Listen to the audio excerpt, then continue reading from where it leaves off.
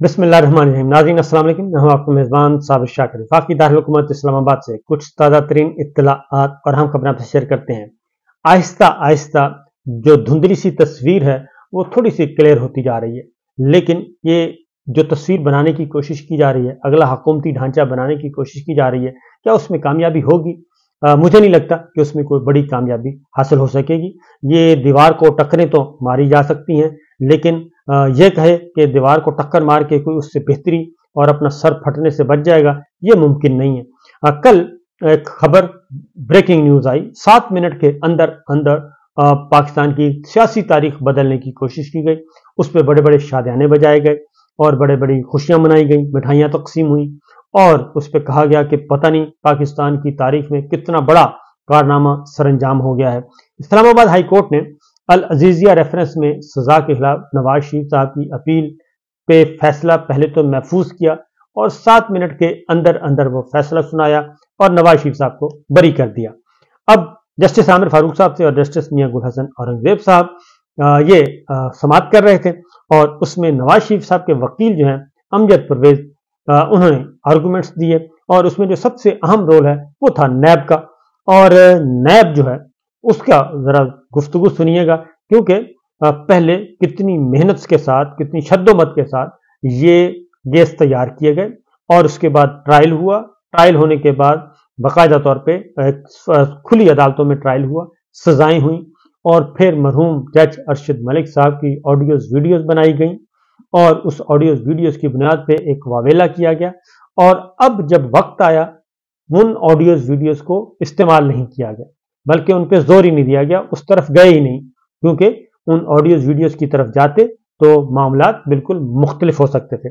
इसलिए नवाज शरीफ साहब के वकील जो हैं वो अमजद परवेज साहब थे। उन्होंने बताया जी कि ज़ेर किफ़ालत के एक नुक्ते पर सिर्फ बात करना चाहता हूं। जस्टिस आमिर फारूक साहब ने कहा कि आपके दलाइल मुकम्मल हो गए, इस पर उन्होंने सिर्फ एक नुक्ते पर बात करना चाहिए। नैब अदालत ने पूछा कि क्या नैब ने नवाज शरीफ के ज़ेर कफालत से मुतालिक कुछ साबित किया?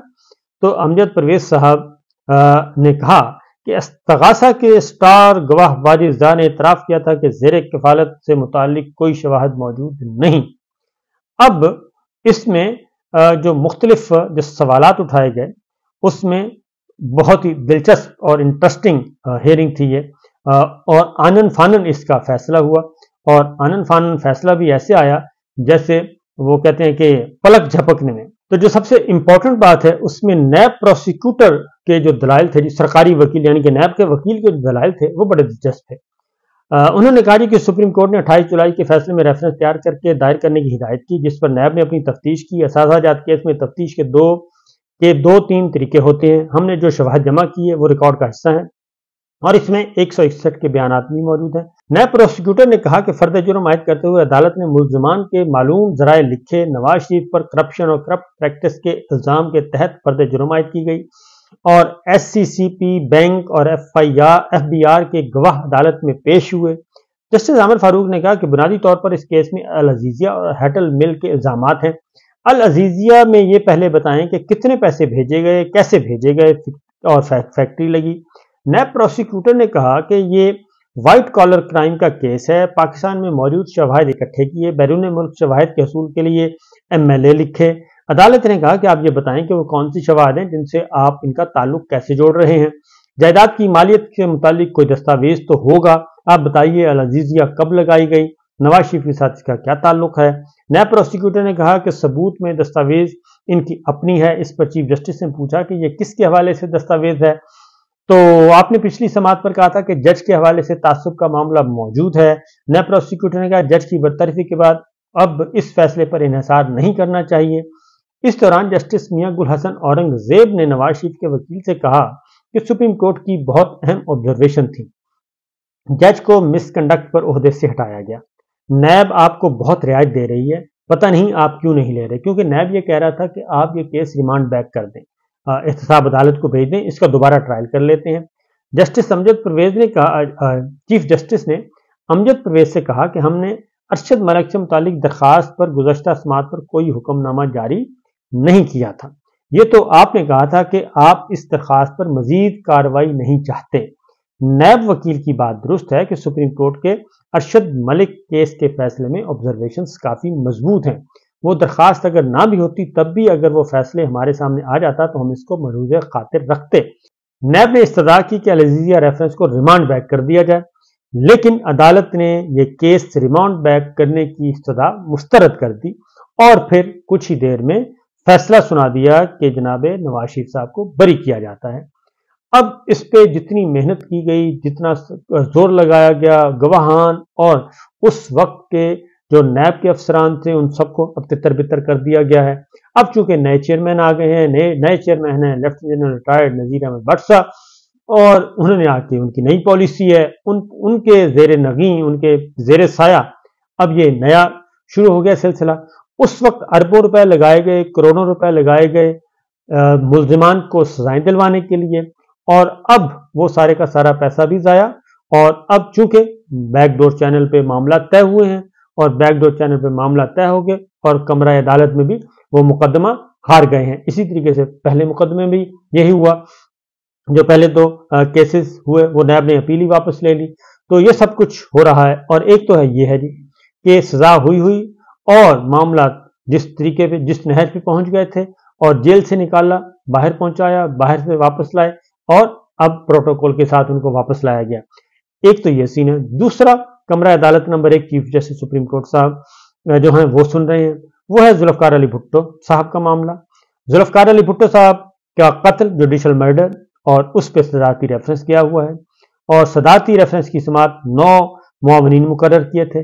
چودھری اعتزاز احسن صاحب نے انکار کر دیا کیونکہ چیف جسٹس قاضی فائز صاحب کیس سن رہے ہیں اور اس بینچ پر بھی اعتراض ہے اور بینچ کے ہیڈ پر بھی وہ دوسرا کیس ہے جس پہ بینچ والا معاملہ ہے.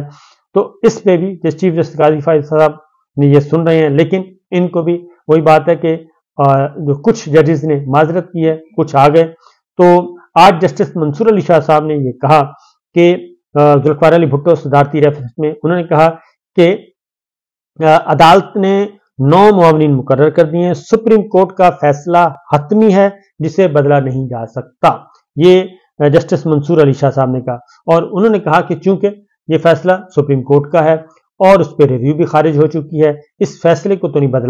اب ذوالفقار علی بھٹو صاحب 1979 میں ان کو پھانسی دی گئی تھی اور جوڈیشل مرڈر بعد میں قرار دیا گیا کیونکہ اس بینچ میں شامل سابق چیف جسٹس نسیم حسن شاہ کے بیان کو بنیاد بنا کر یہ ریفرنس صدر زرداری صاحب نے بھیجا تھا آرٹیکل 186 کے تحت، اور یہ بھی کہا گیا کہ بھٹو کے خلاف قتل کے مقدمے کی سماعت سیشن کورٹ میں ہونے کے بجائے لاہور ہائی کورٹ میں کرنا غیر آئینی تھا. صدارتی ریفرنس میں 5 سوال پوچھے گئے ہیں اور یہ ہے کہ ٹرائل آئین میں درج بنیادی انسانی حقوق کے مطابق تھا. نمبر 2، کیا سپریم کورٹ کا فیصلہ عدالتی نظیر کے طور پر سپریم کورٹ اور تمام ہائی کورٹس پر آرٹیکل 189 کے تحت لاگو ہوگا؟ اگر نہیں تو اس فیصلے کے نتائج کیا ہوں گے؟ سزائے موت سنانا منصفانہ فیصلہ تھا یا پھر فیصلہ جانبدارانہ نہیں تھا؟ سزائے موت قرآنی احکامات کے مطابق درست ہے اور فراہم کردہ ثبوت اور شہادتیں سزا سنانے کے لیے کافی تھیں. یہ سوالات اٹھائے گئے ہیں اور اس کی سماعت اب جنوری کے دوسرے ہفتے میں رکھی گئی ہے اور جس کی اب روزانہ کی بنیاد پر سماعت ہوگی. صدر زرداری صاحب یعنی کہ سابق صدر زرداری اور بلاول بھٹو جو ہیں وہ کمرہ عدالت میں موجود تھے.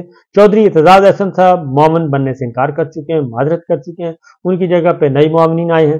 رضا ربانی صاحب کو عدالتی معاون تھے، اس پہ اعتراض کر دیا احمد رضا قصوری صاحب نے، کیونکہ یہ بنیادی بات یہ ہے کہ سینئر قانون دان ہیں اس وقت احمد رضا قصوری صاحب، ان کے والد صاحب قتل ہوئے تھے اور 109 کے تحت کارروائی ہوئی اور یہ بالکل درست ہے کہ پاکستان کی تاریخ میں کیا دنیا کی تاریخ میں کبھی ایسا نہیں ہوا کہ سیکشن 109 کے تحت کسی کو سزائے موت دی گئی ہو اور وہ بھی وزیر اعظم، سابق وزیر اعظم کو.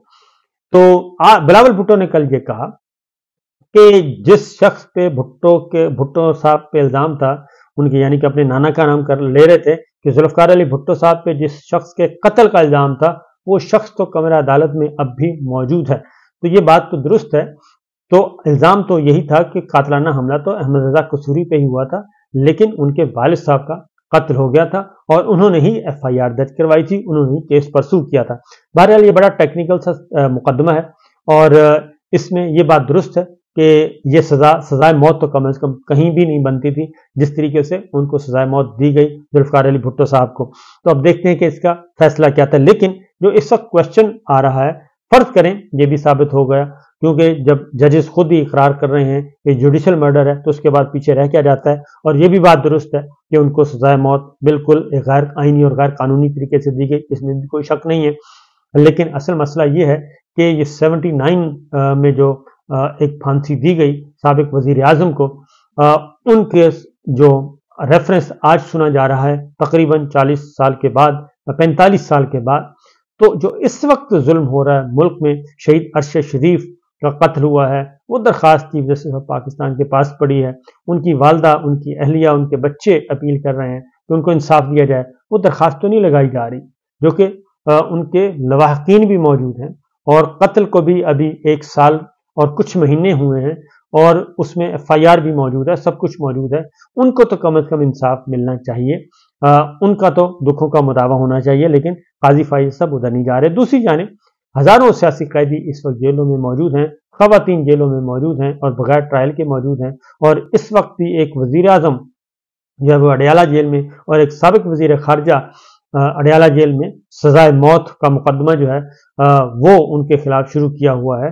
اسی طریقے سے بہت سارے بے شمار جو سیاسی رہنما ہیں اور سابق وزراء ہیں، governor Punjab, x governor Punjab جو ہیں وہ پڑے ہیں جیل میں، سابق وزراء پڑے ہیں جیلوں میں، اور سابق اسپیکر قومی اسمبلی جیل میں پڑے ہیں.